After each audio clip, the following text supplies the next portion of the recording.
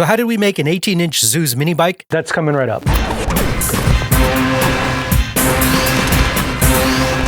Hey guys, it's Rick from RunPlayBack. In this video, we're going to dive into how we built a custom 18-inch Zooz electric bike. We'll talk about the parts we used and some things that could be improved. So let's get to it. The foundation of our 18-inch Zooz is the black 4130 chromoly steel frame, a material known for its durability and lightweight attributes. This frame not only provides toughness, but it also serves as a canvas for all kinds of custom parts. The moto-style seat merges seamlessly with the frame, creating lots of space for various riding positions. At its core, a 52-volt 20-amp-hour battery provides plenty of power and torque for this mini build. Complementing the battery is a 750-watt geared Bafang front hub motor relaced on an 18-inch BMX wheel that's actually repositioned to the rear. This means we don't need a chain and sprocket, which we'll get into later. Top speed is only between 25 to 30 miles per hour because of the smaller wheels. A 35-amp KT controller that we sourced from our rad trike is mounted under the seat with the display located above the bike stem. We also installed a full twist throttle for a moto-like sensation. Powering our custom headlight and side light is a 12-volt step-down with an on-off switch that ensures maximum visibility during night rides. Custom-built 18-inch Stolen Rampage BMX wheels grace the frame, giving it a compact feel. The wheels are wrapped in 18 by 2.35-inch Salt Contour BMX tires, offering solid traction through urban streets.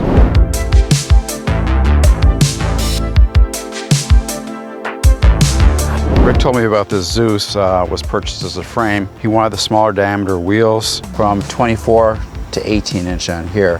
What we had to do is pull everything apart, use the Zooz hub, which had the brake rotor mount, and relace the wheel from scratch. It did require some drilling, and we had to be careful to make the drilling as precise as possible to maintain as much strength as we had. We were able to get everything lined up and trued. I centered the wheel so there'd be a little bit more space for the brake rotor because Rick mentioned that there might be a clearance issue. So Rick took the rear hub motor and wheel to a local bike shop, and they had to drill and lace this one custom also. The difference with this one is because the larger diameter hub, the spokes are shorter and they went with a single cross. But this design is a nice layout. It's much stronger than a straight or a radial design, and you still get the stiffness and a little bit of strength from the extra material here. This one will have a little bit quicker acceleration and be a little bit more nimble. However, because of the smaller diameter wheel, it'll have a little bit less top end. I like the direction it's heading in.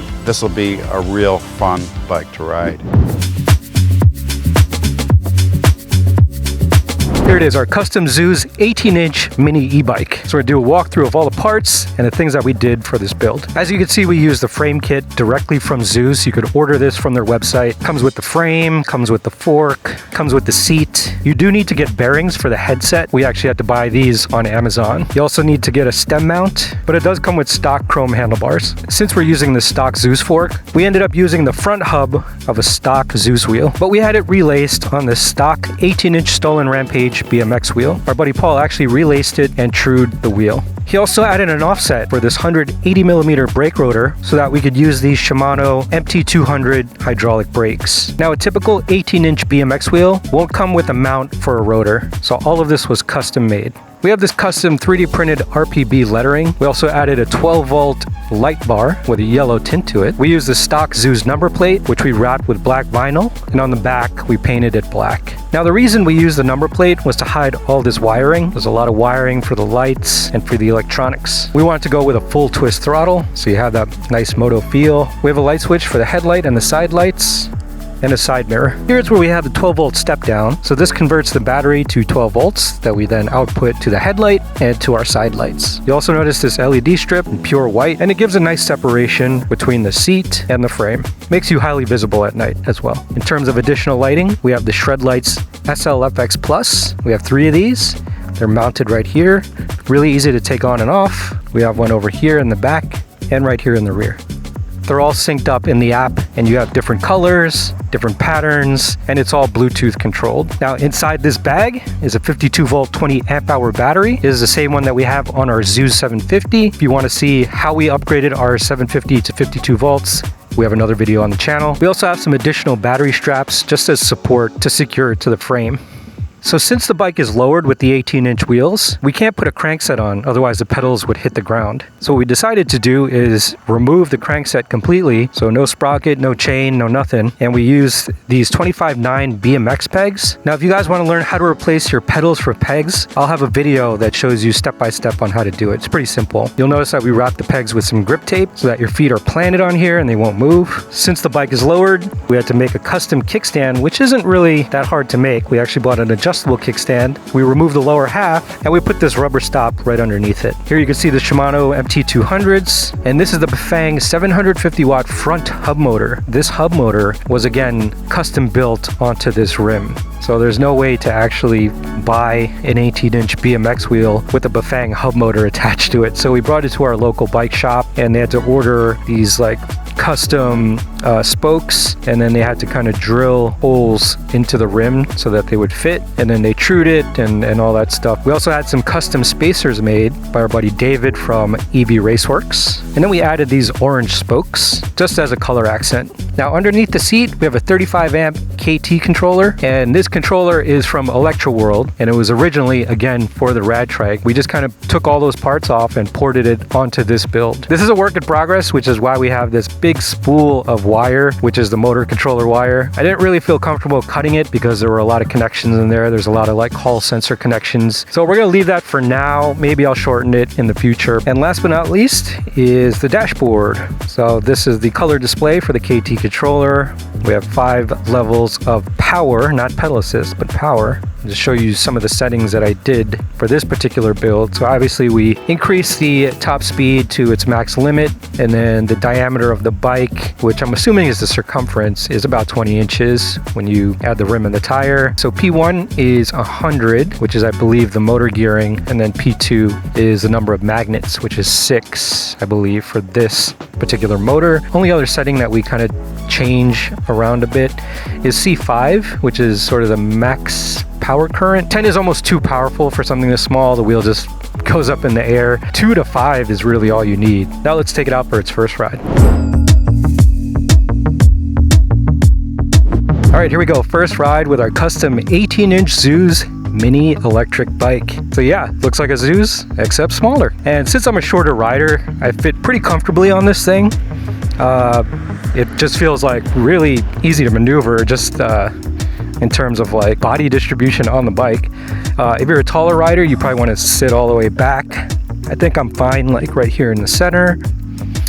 And then the pegs, they just take a little bit of getting used to because you're usually trying to find the pedals. Once you find your right position, you can go ahead and start the bike. Now I do have it on level 3, and there is substantial power in this bike, so even at these low speeds, the wheel will come up if you're not ready for it. All right, so let's see how this feels. So the controller feels really smooth, really responsive.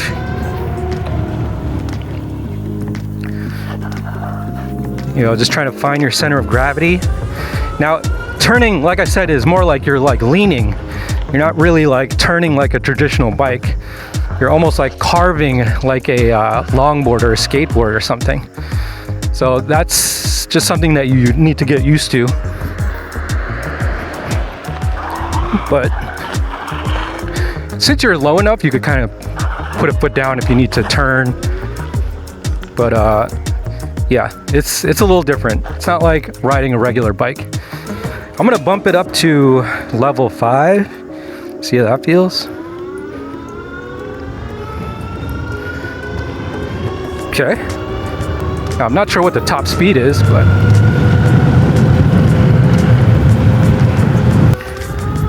can't tell what the top speed is because it's not calibrated, but let's test the brakes.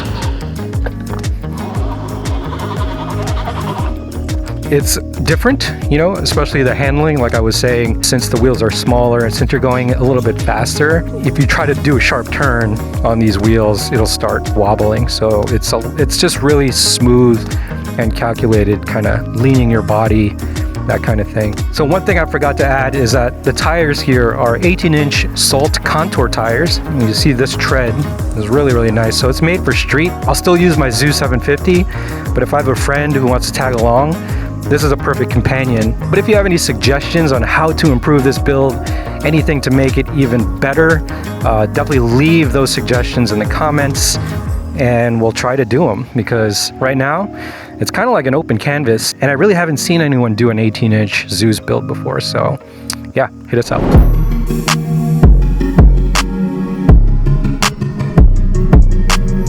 25/9 BMX pegs with grip tape are mounted on the bottom bracket, enhancing clearance and reducing maintenance since we got rid of the crankset, chain, and sprocket. We also bought a generic kickstand on Amazon, removed the bottom piece, and attached a rubber shoe to provide stability when the bike is at rest. Now in terms of handling, the smaller wheels make you feel the road much more, so riding on uneven terrain can be a little tricky. Also, the bike's overall geometry and handling characteristics are altered, which means that steering is more about leaning with your body, especially at higher speeds. However, at lower speeds, it's super agile and maneuverable. It takes some getting used to, but once you get the hang of it, it's actually really fun to ride. So our custom 18-inch Zooz mini bike doesn't stray very far from the minimalism of a stock Zooz. In fact, it's really a testament to the innovation of the Zooz frame kit and how there's no limits on creativity. Most modders prefer raw power and pushing the boundaries of top speed. But for us, the 18-inch Zooz stands as a remarkable example of what happens when simplicity meets technology. And not only is this build a means of transportation, but it's also a reflection of how we like to ride our Zooz, which are chill vibes through urban streets. If you want to dive into more EV tech tips, click the links on the side and remember to like and subscribe so we can help you find tech deals that fit your lifestyle. We'll see you guys in the next video.